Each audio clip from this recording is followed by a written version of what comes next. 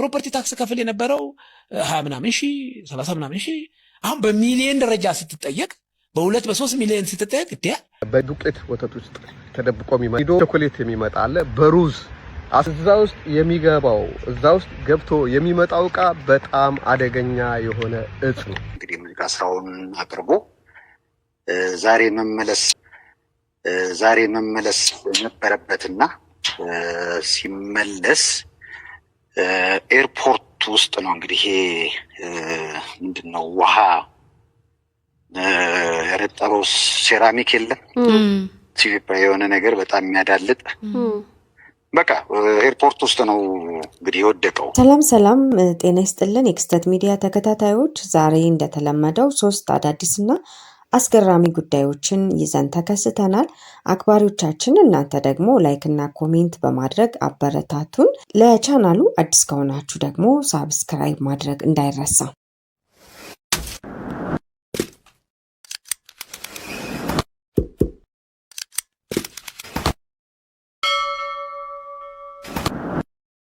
ሀገሩን በተለያዩ የአትሌቲክስ ድሎች አስጠራውና በኋላም በሆቴልና በተለያዩ የንግድ ዘርፎች የተሰማራው ኃይሌ ገብረስላሴ የፕሮፐርቲ ታክስ ክፍያ የተጋነነና ክፍያውም እንደከበደው ገለጸ። የታክስ አሰራሩ አስቸጋሪ እንደሆነና ተጨማሪ የሌሎች ሀገሮችን አሰራር ማየት ያስፈልጋልም ብሏል። ፖሊሲው ሲቀረጽም ህዝቡን በማይጎዳ መልኩና በተጠና መሆን እንዳለበት ገልጿል። ህንፃው ወይም ቤቱን ለመሸጥም ለመለወጥም ምርጫ የለውም። አሁን ያለውን የሻጭና ገዢ ውስብስብ ሂደት አልፎ ቢገዛ እንኳን ገዢው ችግር ውስጥ የሚከት ነውም ብሏል። ቪዲዮን ተከታተሉ። አንዳንድ ጊዜ ሰዎች ሄደው ውጪ ድረስ ሄደው ማጥናት መቻል አለባቸው። እኔ የፕሮፐርቲ ታክስ ጉዳይ አሁን ከተነሳ በጣም ብዙ ለሀገሪቷም የማይጠቅም ነገር ብዬ ነው የማስበው። ምክንያቱም እኔ በዝቶብኛል። ፕሮፐርቲ ታክስ ከፍል የነበረው 20 ምናምን ሺህ 30 ምናምን ሺህ አሁን በሚሊዮን ደረጃ ስትጠየቅ በ2 በ3 ሚሊዮን ስትጠየቅ ወደምንት ምንድነው የሚያመጣው? አሁን እኔ ልሽጥም ብል ህንፃውን የሚገዛኝ የለም። ያም እንደኔው ችግር ውስጥ ሊገባ ነው። ልሽጥ ደግሞ ስትል ምንድነው ስም ማዛወሪያም ሌላ ሆኗል አሉ ታሪኩ። እና አሁን ብዙ አልሚዎች በአሁኑ ሰዓት ስታክ አድርገዋል ይመስለኛል፣ እየሸጡ አይደለም። ይሄ ነገር እንደው አንድ ሰው ስራ ከመስራቱ በፊት ፖሊሲ is the most important part ነው። አንተ ጠዋት ማታ የምትቀይረው ነገር መሆን የለበትም። ፖሊሲ ስትቀይር በዛ እንትን ውስጥ ያሉ ብዙ ሰዎች ዳሜጅ የሚያደርጉ ኦፍ ኮርስ አድቫንቴጅ የሚጠቀሙ አሉ፣ የስ ይኖራሉ፣ ግን በጣም ጥቂቶች ናቸው። በአብዛኛው ግን ፖሊሲ አንተ ኳልኩሌት አድርገህ ነው የምትመጣ። ለሚቀጥሉት 10 ዓመት 20 ዓመት ብለህ ትመጣና የሆነ ዓመት ላይ የሆነ ሳምባዲ መጥቶ ፖሊሲ እንዲቀርጫለሁ ብሎ ሲልክ ሁሉ ነገር ይጠፋል። እና በነገራችን ይሄ ችግር የሚያመጣው እኔና እናንተ እኛማ ምን መሄጃለን? እኛ ነዋሪዎች ነን፣ እዚህ ኢትዮጵያ ውስጥ ነዋሪዎች ነን። ግን ከውጭ የሚመጣ አይደለም፣ ከውጭ ሊመጣ እዚህ ያለው አሁን በርበሩን ያህል መውጫውን ይሄ መርካቶ ነጋዴ ብታውቀው እኮ ምን ብታመጣው እኮ ብዙ ነገር ይነግርሃል። ይሄ እንትን ነጋዴ ብታመጣው እኮ ማቅመት በጣም ኢኮኖሚስት ነው እሱ። ስለ ምንድነው አሁን የእህል ዋጋ እንዲሰማ የወጣው እስቲ ተናገር ብትለው እሱ ይነግርሃል። እያንዳንዱ እዛ እንትን የተቀመጠ እኔን ብትጠይቀኝ አሁን እህል ዋጋ ለምን ተወደደ እንዲህ ሊሆን ይችላል እንደዛ ሊሆን ይችላል እልሃለሁ። ግን እዛ የሚነግደው ሰውዬ ምን መሰለህ ይላል።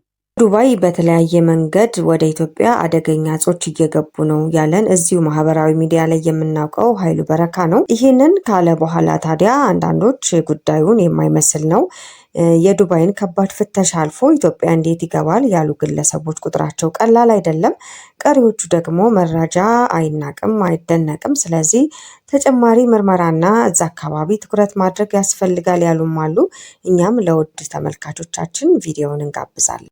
እቃው የሚመጣው በኒዶ ወተት ዱቄት ወተት ውስጥ ተደብቆ የሚመጣ አለ፣ በቾኮሌት የሚመጣ አለ፣ በሩዝ እዛ ውስጥ የሚገባው እዛ ውስጥ ገብቶ የሚመጣው ዕቃ በጣም አደገኛ የሆነ እጽ ነው። አደገኛ እጽ በዛ ውስጥ በመደበቅ ወደ ሀገር ውስጥ እየገባ ነው። ይህ በጣም ሰፊ ሰንሰለት ያለው የኤሽያ ሰዎች ጭምር የተሳተፉበት በሀገሪቱ ላይ ቁጣ ያላቸው የሀገሪቱ ዜጎች፣ የተቆጡ የሀገሩ ዜጎች፣ ያኮረፉ ወይም ደግሞ ይሄ ሀገር ቢጠፋ ብሎ የሚያስቡ የሀገሩ ዜጎች የሚሳተፉበት አደገኛ ወንጀል ነው።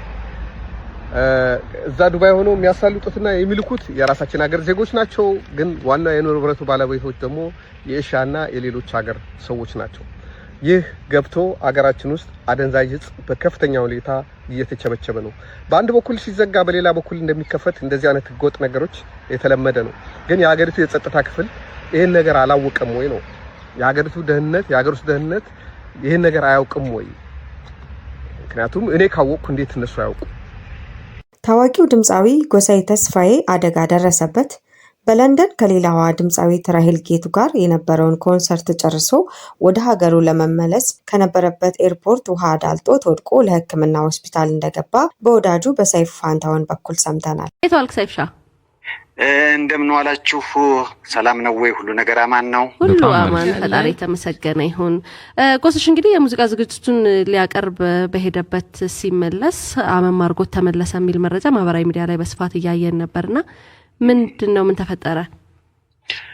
ጎስሽ እንግዲህ ለንደን ላይ የሙዚቃ ስራውን ለማቅረብ ከራሄል ጌቱ ጋር ለንደን ነበረ። እናም እንግዲህ የሙዚቃ ስራውን አቅርቦ ዛሬ መመለስ ነበረበትና ሲመለስ እንግዲህ ምንድነው ውሃ ያረጠበው ሴራሚክ የለም ሲቪፕራ የሆነ ነገር በጣም የሚያዳልጥ በቃ ኤርፖርት ውስጥ ነው እንግዲህ የወደቀው። እንግዲህ በእግሩ ላይ ነው ጉዳት የደረሰበት። እናም እንግዲህ ፔንክለር እንደዚህ ያሉ አይደል አንቲ ፔን ነገሮች የሚወሰዱ እነሱን ወስዶ ነበር እዚህ የደረሰው። እዚህ ከደረሰ በኋላ ያው ያ የህመሙ ስሜት አደረሸበትና ያ እንግዲህ ኤርፖርት ላይ ሲሄድ በሰላም ነበር፣ ስመለስ ታምሜ ብሎ ያንን ፎቶ አጋራ ለአድናቂዎቹ። እና እንግዲህ አሁን ወደ ላፍቶ አካባቢ አንድ ክሊኒክ አለ፣ እዛ ህክምናውን ለመከታተል እዛ ነው ያለው። ያን ያህል ትልቅ አደጋ ነው የሚባል አይደለም። ለአድናቂዎቹ እንግዲህ ለወዳጆቹ በአጠቃላይ ደህና ነኝ የሚለውን መልእክት ንገርልኝ ብሎኛል።